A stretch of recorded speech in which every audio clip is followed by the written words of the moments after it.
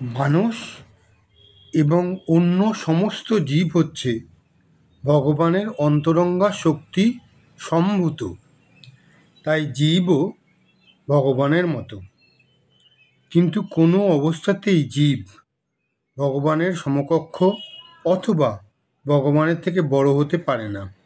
ভগবান এবং সমস্ত জীবের স্বতন্ত্র ব্যক্তিত্ব রয়েছে।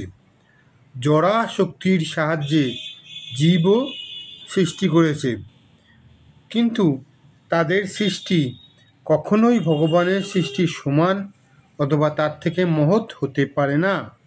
মানুষ একটি ছোট স্পুটনিক তৈরি করে মহাশূন্যে তা প্রেরণ করতে পারে, কিন্তু তার অর্থ এই নয় যে সে ভগবানের মতো এই পৃথিবী অথবা চন্দ্রের সমান গ্রহ উপগ্রহের সৃষ্টি করে মহাশূন্যে তা বাঁচিয়ে রাখতে পারে।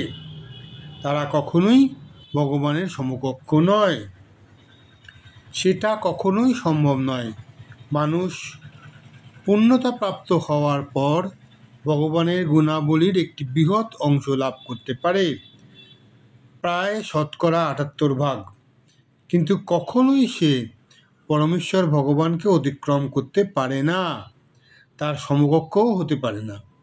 বিকৃত অবস্থাতেই কেবল মূর্খ মানুষেরা ভগবানের সমকক্ষ হতে চায় ও তার ফলে মায়াশক্তির দ্বারা প্রতারিত হয়।